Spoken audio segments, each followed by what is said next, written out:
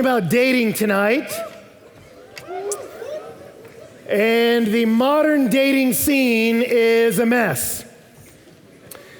For proof, we need only reference our pop songs, the soundtrack of our day, to know that our system isn't working. It's interesting, the New York Times recently reported on a study that they conducted a computer analysis of 3 decades of hit songs, and they found a statistically significant trend towards narcissism and hostility in popular music.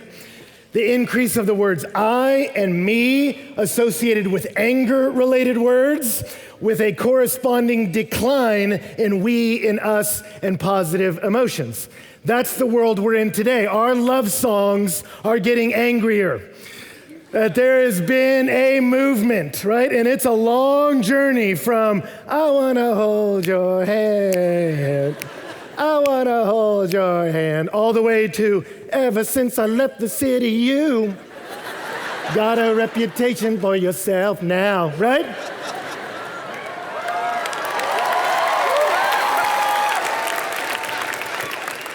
There's a lot of pain in that, right? A lot of hurt in that statement, and there's a lot of hurt in dating. A lot of us have felt the sting of it, right? That we tried to get close to someone and it went poorly, and most of us can't monetize heartbreak the way Adele or Taylor Swift can. But we can certainly resonate with what they sing. And we certainly know the hurts that they've experienced, right? And I'll tell you, and I've said it before, but in my experience with counseling and ministering and living among people, you guys, for years, nobody cries like the brokenhearted cry. Nobody.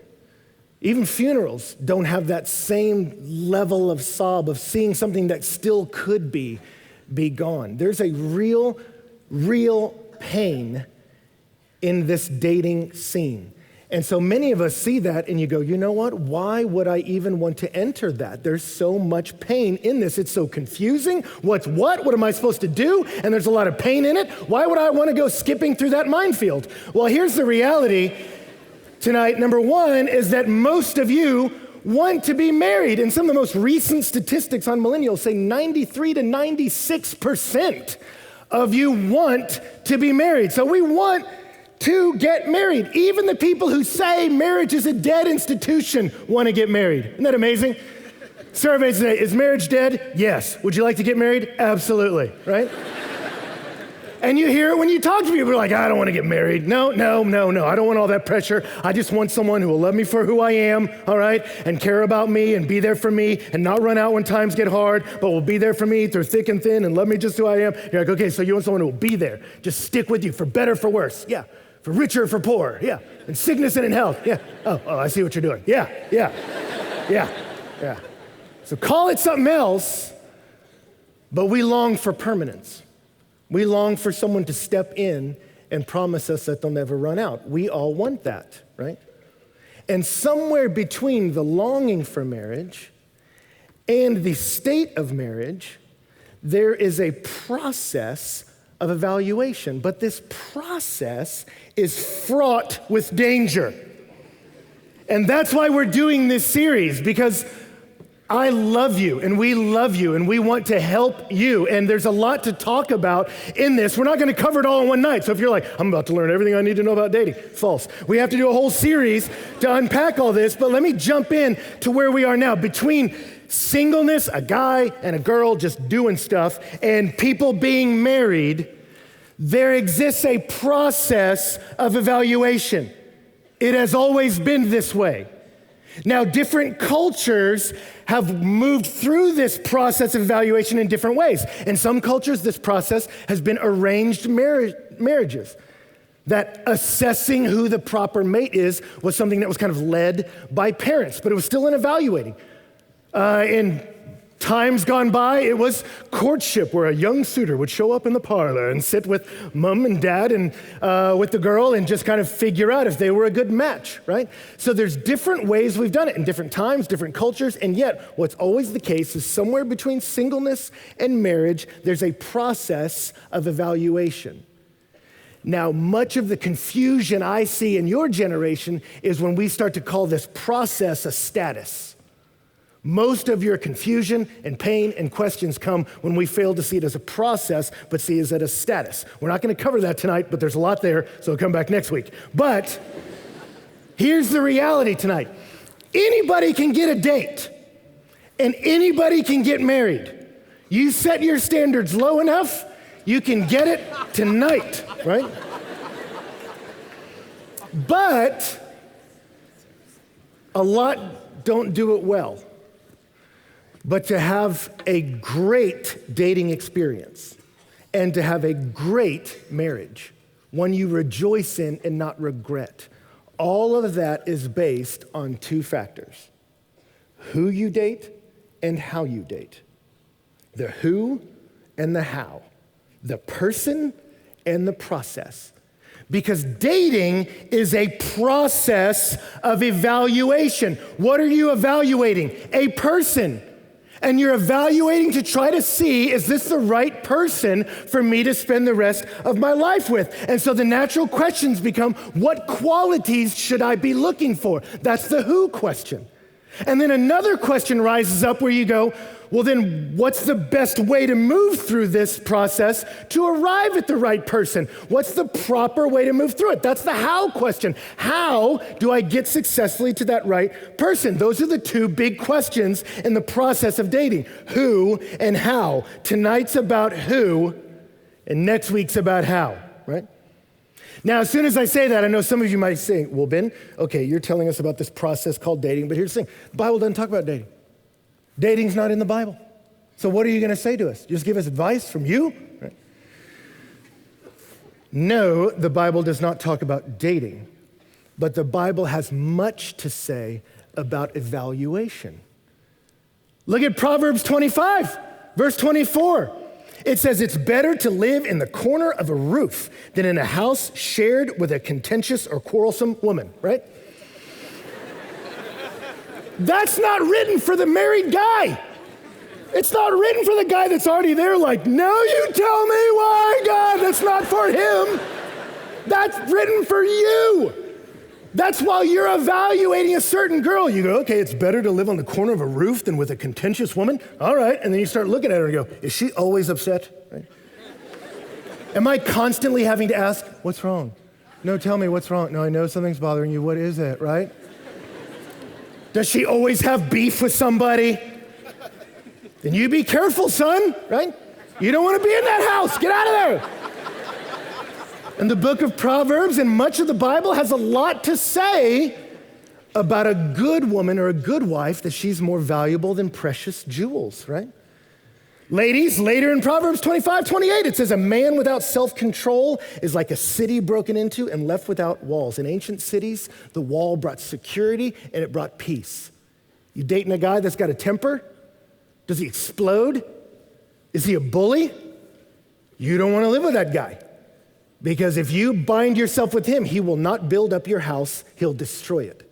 You will live your days as a married woman without peace, and you will not feel safe. You will walk on eggshells. There'll be a fragility if you marry an angry man. So the Bible's filled with helpful information about the process of evaluation, about the who. And so tonight's about the who. And what I want to do is talk about some of our modern problems and look at the proper solution. And our modern problem, if I could give us one of our modern problems in this process of dating tonight, is that we tend to look for characteristics rather than character. We tend to focus on characteristics rather than character. And you'd say, what do you mean by characteristics? Well, I mean, we look at features or qualities of a person. And those aren't bad things to notice, but they're bad foundations. It was like me yesterday. I was trying to fix something in the house, and so while I was trying to fix it, I stood up on our piano bench, and it shattered. I mean, splintered wood everywhere, right? And as I looked at that, I'm like, was that because that was a defective bench? No, it was actually a good piano bench. The problem was I was trying to use it for something it wasn't designed to do. It wasn't built to handle the weight or the strain of what I was putting on it. And for many of us, we want to put the weight or the strain of marriage on some characteristics that aren't meant to handle that kind of weight. And you go, well, Ben, what do you mean? What are you talking about? Well, here's what I mean. Ask somebody what they're looking for in a girl or in a guy. And what's going to come out? Features, things about them. Try it. Think about the last conversation you had with a girl. What kind of guy are you looking for? I don't know. I want him to be tall, but not too tall. Just like taller than me, right? And I want him to be strong, but not like bulky. It's kind of like a lean, strong. Like, I want you to see the muscles. Oh, but he's got to have abs, okay? He definitely has to have abs. But I don't want him to be in the gym all the time. I want it to be natural, right? And I want him to have a jawline, like not gaunt, but a jaw, like Ryan Gosling. I want him to look like Ryan Gosling, right? But I also want him to be funny. I want him to make me laugh, but not like funny all the time. Like, I want him to be able to be serious. I want him to be like Ryan Reynolds funny, but like not like dirty Ryan Reynolds, but like fun Ryan Reynolds, that kind of thing. So I don't want him, I want him to look good, but I don't want him to be like super into his looks. I want him to be like Zac Efron built, but not like Zac Efron into himself. You know what I'm talking about? Like, I'm kind of looking for that, right? And I don't know. And I want him to have some money. Like, I don't need him to be like Mark Zuckerberg rich. I just need him to buy the things that I want. So like maybe like Goldman Sachs rich, that kind of thing, right? And on we go to describe what a guy's like, right? And we sort of assemble all these pieces to a fantasy person. And guys do it too. Guys, our modern age, you look at an endless display of images of women. And even though you don't say it out loud to your friends, you start to assemble in your mind what you want. Well, I want her to have a chest like Kim Kardashian, but a rear like a gymnast. Good luck in finding that one, right? You start to create a fantasy woman in your mind. And we start to try to assemble the fantasy person like we're assembling a sandwich at Subway, right? Like, oh no, less of that. Oh, I want him to have a lot of that. And I want him to, and we start assembling the fantasy person we love, right? But that sets us up for so much disappointment and so much discouragement. There's some real problems with that. Why? Number one is that when you create an epic fantasy person, no actual human being can measure up to that. Nobody can. Not even the people that you started comparing them to. And we all know that modern celebrities, there's so much work that's done. But I just pulled up one picture. This is one of Lady Gaga. I don't know how many of you are aiming at her as a goal in life, but there's an image of her. This was a picture of her while she was doing a photo shoot for Vogue. And then this is what it turned into by the time it hit the cover, right? And some of you look at that and you go, oh, okay, well, that was obviously worked on. But let me tell you something. That kind of thing happens all the time. That the women you look at in magazines, images on your Instagram or whatever websites you go to, and the men too, have all been chemically or surgically or digitally enhanced. And the more we gorge ourselves on images of human beings that have been digitally or chemically or surgically enhanced, the more we get disconnected from reality, right? And it's not fair to do to a guy, or not fair to do to a girl. The other problem when we start assembling in our mind the ideal person and start comparing other people to our ideal, the other problem is it doesn't work. And it doesn't work because it's built on a false assumption. And do you know what the false assumption is? That you actually know what you want. It's fascinating. Match.com. You can take Lady Gaga off, by the way. In 2008, Match.com, which is a dating website, hired a new chief of algorithms. And they hired him because they wanted to figure out why, as a dating site, they would have people enter in the features they want: height, weight, religion, education, that sort of stuff. And you would enter in your ideal characteristics, and they would pop out potential matches. And yet they wanted to understand why. As people typed in their ideal dates, the people that they were matched with rarely made it out of the first date. And they wanted to figure out why. Why is our algorithm not working? So they set this guy to work on it, and he dug into the data, and this is what he found.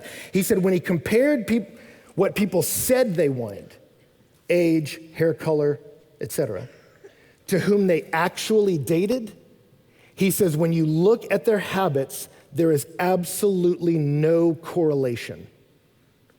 And so studies were done by a number of people, and they concluded it is virtually impossible for any algorithm of you typing in features you want to put out the person you'll actually marry. Why? Because you don't know. We don't know. And I'll tell you, anecdotally for me, my roommates and I used to do that. I listened to all of them describe their ideal girl. And you know what? All of them got married to a woman who was nothing like that. Nothing like that. Why? Because they didn't know what they wanted, right? They didn't know. And most of us don't know, and you may find that hard to believe, but think about it. Most of us, when we ask you to describe your ideal person you marry, most of us describe an idealized version of ourselves. And you don't want to marry you. You want to marry someone who compliments you, not you. And so we don't know. And so it's interesting with dating sites, they figured that out. This algorithm nonsense is a waste of time. And so most of them don't do it now. And the most popular one, like Tinder, which is by far the most popular one. There are 2 billion swipes a day on Tinder. They've done away with all that. Now it's just based on 2 things, looks and charm. Are you witty and are you hot? And I know most of you maybe don't use Tinder or anything like that. You'd be amazed how many young people do when you get out into Dallas and Houston and places like that. But in here, maybe you don't. But still, our dating system is set up. You go to a loud bar. Why? So I can't have like a full conversation with you, but I can see if you're hot and your first line better be funny, right? And so we determine who we link up and start dating based on if they're witty and if they're hot, based on charm and based on beauty. But the problem is, Proverbs 31 says charm is deceitful and beauty is vain. It lacks substance. That we're basing the foundation of our marriage on things that do not last. Charm and looks don't last. They're not bad features, but they're a bad foundation. You don't want to pick a mate on their looks. It has no enduring quality. So ladies, this is Iggy Pop. Iggy Pop was a punk rock god in the 70s, sexual icon, right? And he's got a lot of the physical features that are kind of hot for guys right now. I mean, minus the haircut. Physically, he's kind of what girls are into now, right? But this is not what he looks like now. This is what Iggy Pop looks like now, right? And I want you to drink it in, ladies. Don't look away. Don't. This is your future. Look at it. Look at it. He's actually doing good for his age.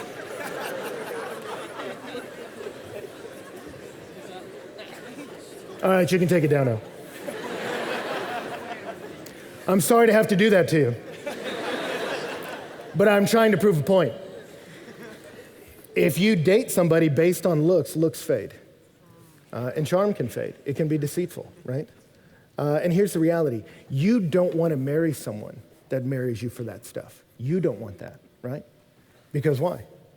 What happens if you damage your face? What happens if you get hurt? What happens if you get injured and can't exercise for a few years? What happens if you get cancer and all your hair falls out? Do you want someone who married you because you're so hot? Or do you want someone who had something more enduring to the relationship?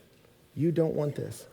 And the problem with our world today is we've taken a consumer mentality and put it into our relationships with human beings, and we treat human beings like commodities. And so the proliferation of pornography or images online reduce people to commodities. That I don't want your heart, your soul, your mind, I just want your body, right? And we do that with some of the movies we watch and the images we look at. We start to reduce one another to a list of features or a commodity. And so we base relationships on whether or not that person works for me, whether or not those features are good for me, whether or not that will help me get where I want to be. And we become consumers of people. But people aren't meant to be treated like that. People aren't products. They're not. And you can't treat them that way. You're not an assembly of features. You're a person. And as someone interacts with you as a person, there may be features you have that they love. There may be some they didn't expect and don't know how they feel about, but as they get to know you, there will be things they love. There will be things that they can live with. That's true of all of us. But you'll marry a person, not a list of characteristics. And it's important that we get away from this consumer mentality because it's toxic. It's toxic. It doesn't help us.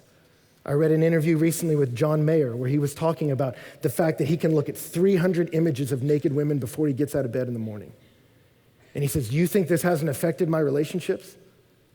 He said, I have found that I would rather go home and fantasize about experiences I've had than have a real relationship with an actual human being. Why go through the hassle of having to deal with the emotions of a human being? It's fascinating. I read an article recently by about David Levy. He's the CEO of a company that makes smart toys for children. And he wrote a book entitled, where's the title of it? Love and Sex with Robots.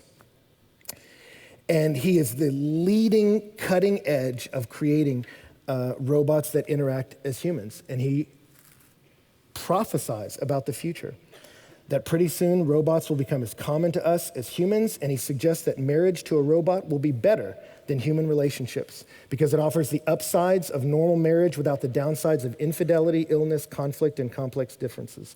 And the only question he asked was, if a robot makes me happy, why not? Shelley Turkle, a professor at MIT, spoke about this and talked about the disturbing reality that that's not real intimacy.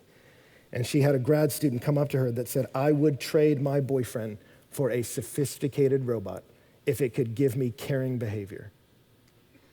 And I know that most of you aren't saying, well, I just want a sweet robot. But the reality is there's a way we deal with each other where I just swipe through your images. I just evaluate the contours of your body so cavalierly. That's not the way we're meant to treat each other. As you walk into dating, you are not a consumer trying to pick which one works for me. You're meant to come in as a contributor, a community builder. That's why we started this series the way we did, that as single people, we're meant to pursue the glory of God in the good of people. I'm not meant to be a taker to use you to build up my life. I'm meant to be a giver to use my gifts to build up human beings for the glory of God. That's what I'm meant to be, a giver, not a taker. That as I come in, I'm not looking to consume, I'm looking to contribute, to build up. When Adam was in the garden, he was working, and God brought along Eve as a helper for him. And that's not a demeaning term. It meant that he was going about a work that was good, and God brought along someone who was like him, who could connect with him, that wasn't identical to him, but complemented him, so the two of them together could use their gifts to be a blessing to the world. That's what you want. He didn't bring someone to serve him. And some of us, when we think about the opposite sex, we want someone who just meets our needs, gives us what we want. We want a butler or a prostitute instead of an equal. And that's not right. And we need to repent. And the reality is God has brought us into an idea of connecting with people that we are not consumers of people, we're contributors. Adam's and Eve's coming together to use our gifts together to build up this world for the glory of God. That's the beautiful image. So with that said, you go, okay, Ben, you've told us what we're not supposed to look for. What are we supposed to look for? Well, I'm not saying external features aren't valuable. We'll get to that. But I want to say when you build a marriage, it needs to be on firmer stuff. And so what are the kind of things that have to be there? In our remaining time, let me give you 7 things to look for. 7 things to look for in the kind of person you'd want to date in order to be the kind of person you want to marry. The first thing I would say is they need to be a believer in Jesus Christ, a believer in Jesus Christ. Now, some of you may not be Christians and you're like, wait, what? Well, just hang on. We're speaking from a Christian perspective. There's stuff in here for you, but let me talk about this. If you are a believer in Jesus Christ, you want to marry another believer in Jesus Christ, so you want to date a believer in Jesus Christ. You want to be aligned with them on the most important things in life. If Jesus Christ is your North Star, you want someone who's sailing towards that same star, right? Because who you think runs the universe will inform your values, which will shape your goals, which will determine where you go. And so it's an issue of allegiance and direction. So 2 Corinthians chapter 6 says, don't be unequally yoked with unbelievers. For what partnership has righteousness with lawlessness? Or what fellowship has light with darkness? What accord has Christ with Belial? Or what portion does a believer share with an unbeliever? You go, what does that mean? Well, unequally yoked, that's language from Deuteronomy in the Old Testament. And back then it was talking about farming. Because a yoke was something you would put on animals. And you would put them on it as they were kind of working the fields. And what Deuteronomy was saying is, you don't want to yoke up an ox with a donkey.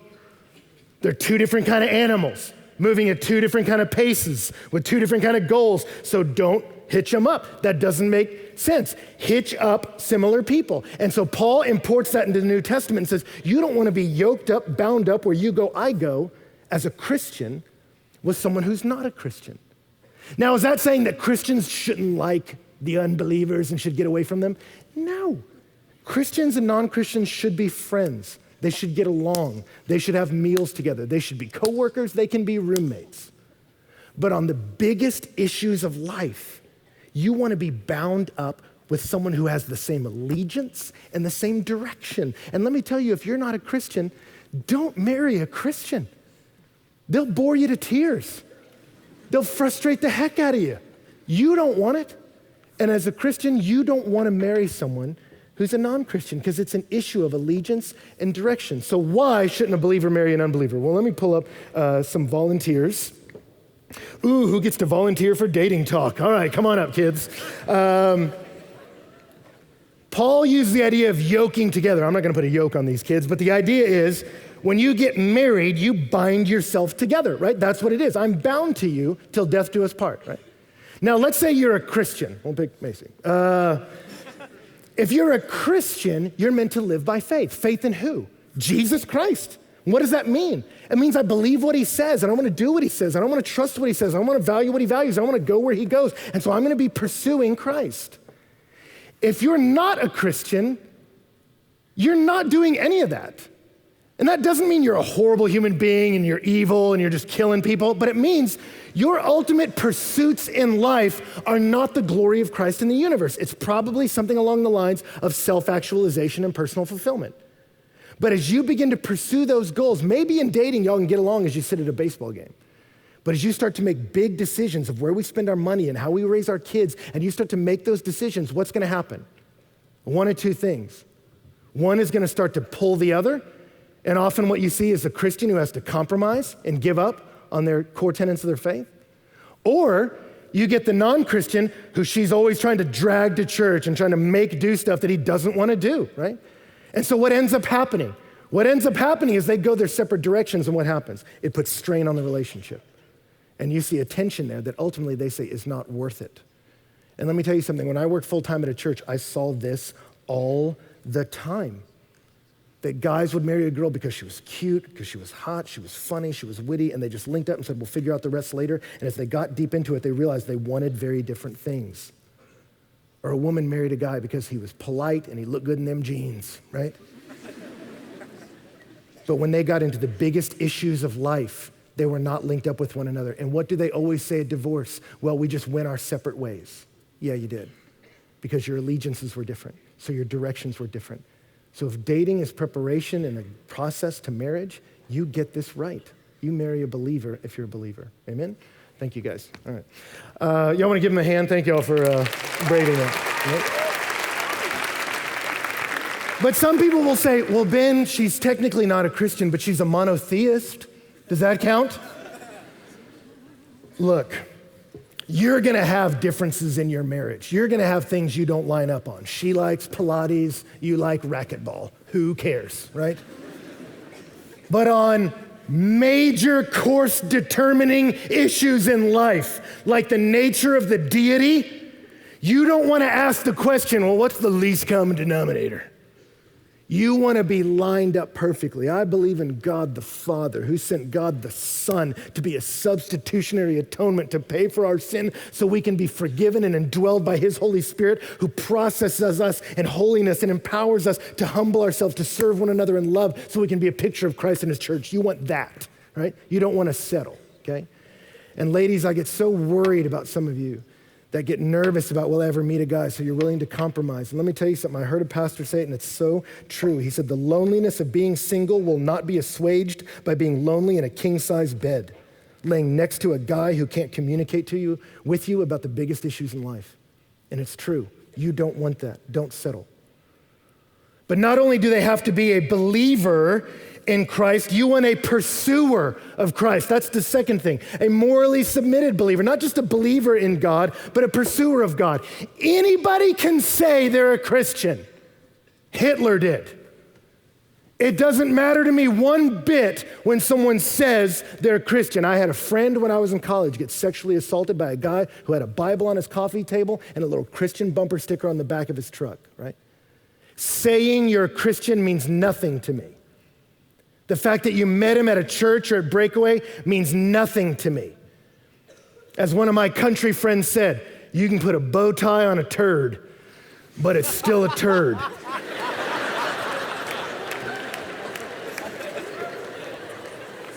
And I knew guys in college. I had friends in college. And I watched them dial up the religious language when they knew she was a religious girl to try to get her. And I would just shake my head to her like, don't do it, don't. And I remember looking at some of them, good guys, godly men in the organization we were in. And I remember when my sister got in college, I said, there is no way on earth she will date you because I don't see you striving to look like Christ. And so she's not safe with you. You want someone who's submitted to him. Ladies, Psalm 1 says, how blessed is the man who doesn't walk in the counsel of the wicked, nor stand in the path of sinners, nor sit in the seat of scoffers, but his delight is in the law of the Lord, in which he meditates day and night. He'll be like a tree firmly planted by streams of water, which yields its fruit in season. Its leaf doesn't wither, and whatever he does, he prospers. You want to be linked up with a guy like that says there are ways of thinking, ways of talking, ways of doing things. I will not do it. And if all the guys are joking like that, I won't. If all the boys were doing it, I won't because I have standards. But the words of God, I will meditate on them. That guy's going to flourish no matter what the seasons bring. You want to be linked up with that guy. And guys, you want a lady like Proverbs 31, that strength and dignity are her clothing. She smiles at the future. When she opens her mouth, there's wisdom there, and the teaching of kindness is on her tongue. She looks well to the ways of her household, doesn't eat the bread of idleness. Her children rise up and bless her. Her husband also praises her, saying, many daughters have done nobly, but you excel them all. Charm is deceitful, beauty is vain, but a woman who fears the Lord will be praised. You want to live in a house with a woman like that, right? That you know is going to be a blessing to you and your house forever. You memorize Galatians 5 and you see it. Do I see in this person the fruits of the flesh, or do I see in them the fruits of the Spirit? Because this is what I want to live. And if you see sexual immorality in them, you be careful. 1 Corinthians 5, Paul is writing, he says, I write to you not to associate with anyone who bears the name brother if he's guilty of sexual immorality or greed, or is an idolater, a reviler, a drunkard, or swindler.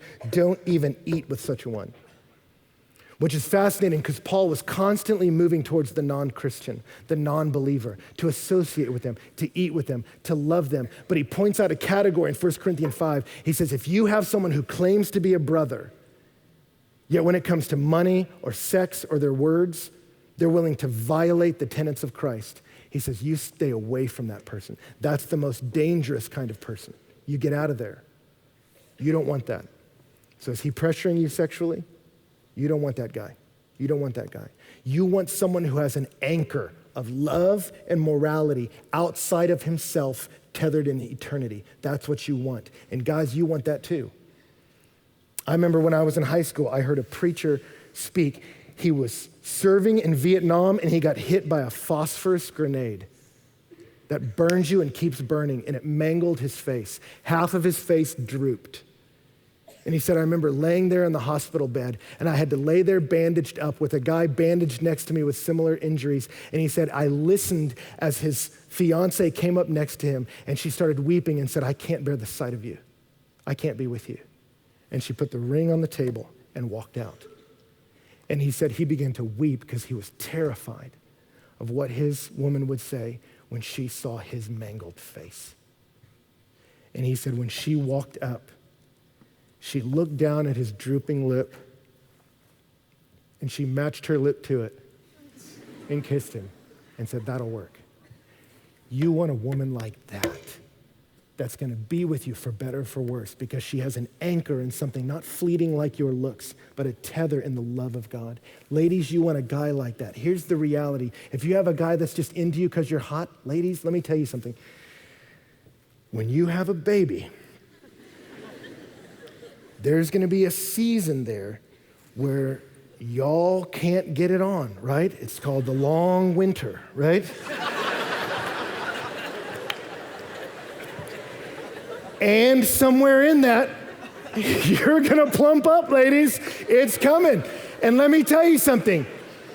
You want a guy who was the master of his lusts when he had no other allegiance to do it other than his allegiance to Jesus Christ. You want to marry a guy like that. Why? Because when you're in that moment, you don't have to worry about where he's spending his nights when he goes on a business trip.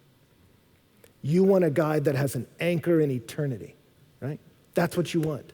Not someone who just names the name of Christian, but is pursuing it. Are they perfect? No, no human being is, but you want someone who's striving to be holy by the grace of God, right? When I met Donna, I was not impressed that she led worship. I was not impressed that she was on a stage playing a guitar in front of people, because there's enough secular or bad motivations to be on a stage in front of a crowd. So I didn't care one bit that she did that, but I watched her life. And what I saw was a woman that was pursuing being holy, not for applause, but because she loved Jesus. I saw a woman that was teaching other young women, not because she was getting paid, but because she wanted to. I saw a woman that was willing to serve. I saw the fruit of someone who was seeking the Lord. She was not perfect, neither was I, but she was pursuing him. And that's what I want. Someone you can run alongside as we pursue him together. And that's the third thing. You want someone who will keep the same pace as you. So you may even be in the world of Christians, but I've seen people do this where some guy wants to be a missionary to the Muslim world and lay down his life for Christ, and he dates a girl that just became a Christian a week ago. And she's like, so this is a Bible? Oh my God, I don't want to die, right? And he's trying to pull her along, and you're like, man, we don't want to do evangel dating where you try to date someone to Jesus, and you don't want to be the ministerial dating either. Well, he's a Christian, but he's a little raw, but if I just keep bringing him to church, you don't want to drag that guy. So even if he really is a Christian, if he's not running at the same pace as you, you don't want that, right? That person, when you enter life with them, they will either double your effectiveness or cut it in half. You want to run with someone who will double it, right? You want to run with someone that makes you play your best game. I remember for me, when I was in college, I used to love to play racquetball with my buddies, and we would go, and there was this group of girls that always wanted to go with us. And so my buddies and I, we would just kind of charge in and go after each other, and then I would play against one of the girls, and it was like, and they're like, oh my gosh, oh no. And I was like, oh yeah, sorry, okay. You gonna try it again? You ready? Okay, no, you hold it like you wanna hit it with the racket part, not the side part. Okay, here we go. And it's kind of like, all right, whatever, you know. And then I remember one girl got in there and I was like, okay, are you ready? Because the ball's gonna come pretty fast, all right? And I hit it and she just went, and it didn't just make that popping sound, it made that whizzing sound, you know, when it like breaks the sound barrier, when it was like, and I didn't even see it until it was rolling down by me. And I remember I looked back at her and she went, sorry. And I was like, don't apologize, right? And we continued to play, and she would ace me, and I had to work, right? And let me tell you something, that's who I wanted to play against, right? Because she made me play my best game, right? That's who you want to be linked up with in life. Not someone that you're trying to constantly pull along, but someone that you have to run to keep up with because they're making you better, right? That's who you want. Now, those first three, we got to go fast. Sorry, we're going a little late tonight, but those first three are non-negotiables. You can't bend on those. Those are things that there is no wiggle room on. And let me tell you something, with those three things, we've eliminated a whole lot of people, all right? Currently, there's 7.4 billion people on the globe, right? Ladies, only 12.2% of them are males of marrying age, okay? So that means there are currently 906 million men of marrying age on the planet. 906 million that you have to choose from, right? If you take the three characteristics that we just applied there, Christian men are a third of them, that gets you down to 302 million, right? You get guys that are serious about it, that's probably half, that's 151 million. Okay, so we just took, in three little categories, 7.4 billion down to 151 million, all right? So we're crushing it, right? The ones just around the corner. Okay, so these next four, let me just mention them real quickly and then we'll get out of here. These next four, you're gonna bend on these. The question is, how much do you wanna bend? Number 4 is, are you theologically compatible? theologically compatible. And you go, what do you mean by that? Well, let's say you're both believers, both chasing Christ, but then you start to get into, okay, we're really serious about each other. We could build a life together. You start to have to ask, okay, are we Catholic or are we Protestant? There's going to be some issues there on how faith works, how grace operates, how authority works. Where are we going to go to church, right? You charismatic or you conservative, right? You can bend on a lot of things in these categories, but you're going to have to figure that out. You're going to have that conversation, right? And here's the reality that I would just push you in there. You want to agree on as much as possible. You don't want to ask what's the minimal question. You want to ask what are the big questions? How do you think the sovereignty of God works? How passionate are you about missions? Let's line up on the big things, yeah, but then let's start to talk about the small things too. And are we theologically compatible? Number 5 is, are we socially compatible? That doesn't mean are you identical.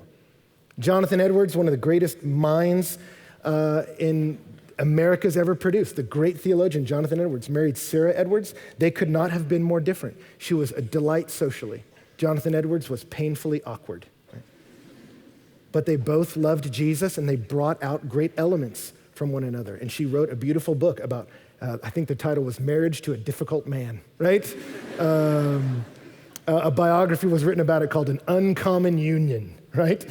They were very different, but those differences complemented each other because they were socially compatible. She could draw him out, and he could take her into greater depths theologically. There's a beauty to that. And so are you socially compatible, right? And that also means, are you headed in the same direction in life, right? And it gets down to country or city, right? I mean, how much do you want to flex? Some of you showed up in this town from Dallas or Houston, and this is a small town to you. You go, I am in the sticks, right? In College Station. Others of you, when you got here, you came driving over from Snook or Downbox or something like that, and this is the big city. You rolled in and you were like, they've got 2 movie theaters here. Can you believe that? And let me tell you something. City can marry country. There's no problem with that. But it's going to come down to where you're going to live, right? Where do you ultimately want to settle? Are you like, well, of course we'll live out among the cattle, or will that make her slowly die inside? You're going to have those conversations. There's going to be bending, but you're going to have to figure that out, right? And let me tell you something. We'll belabor this more next week, but with that socially compatible piece, let me just throw this out there. Sex is great. It's not gonna be what you do the majority of the time you're married, okay? It's great, you're gonna have a lot of fun, it's gonna be the best thing you do that day, right? But for the vast majority of the minutes you spend with that person, you're gonna be hanging out doing other stuff, right?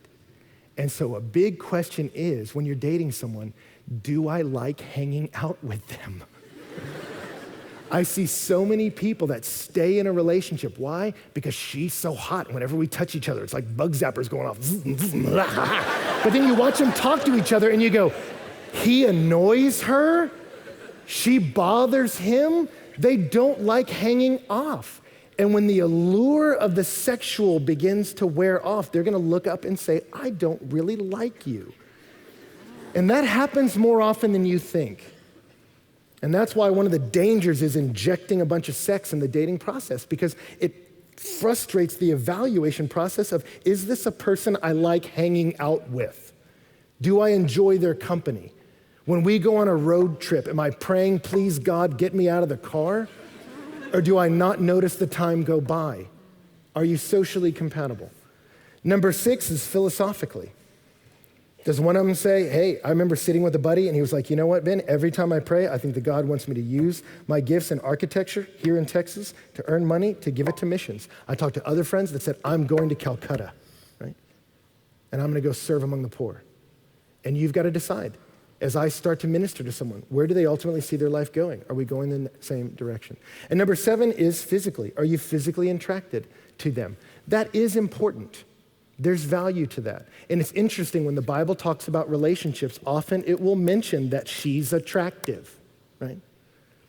It's not bad.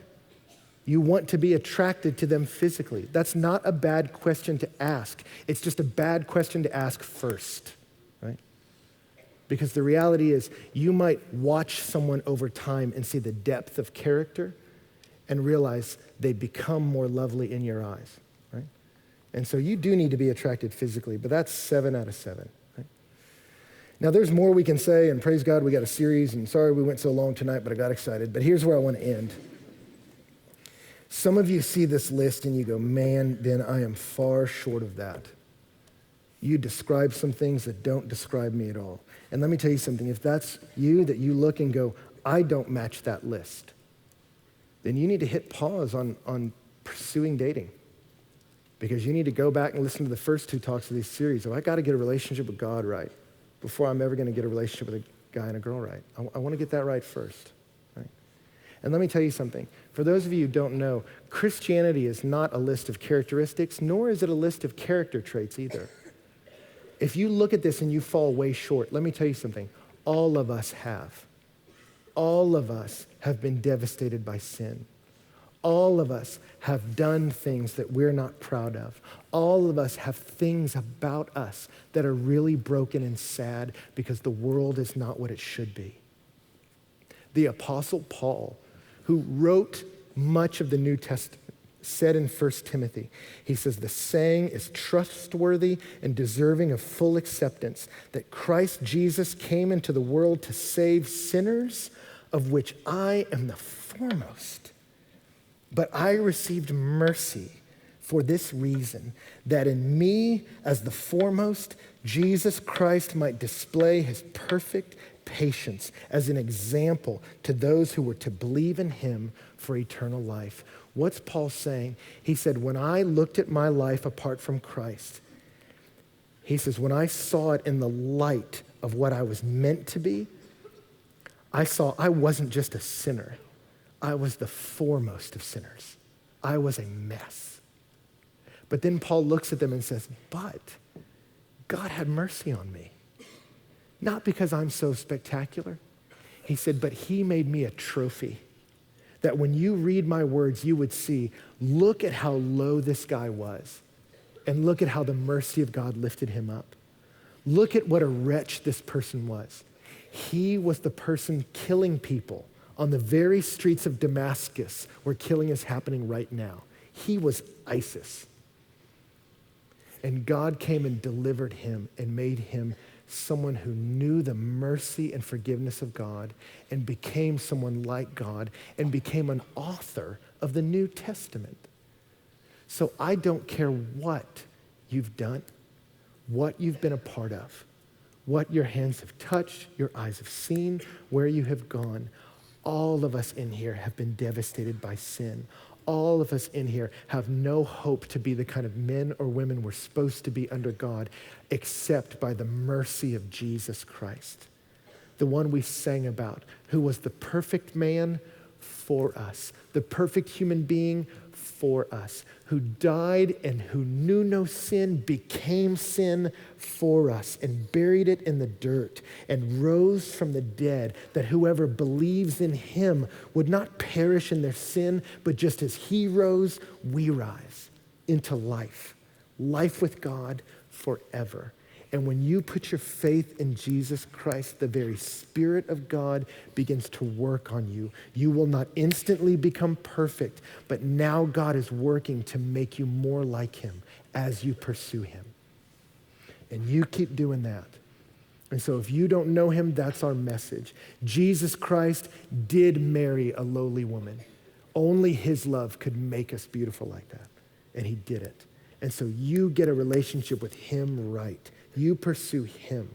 And as you're chasing him, by the grace of God, you will see someone running alongside you with the same allegiance, the same direction, the same passion, the same pace. And y'all just keep running next to each other and go, hey there.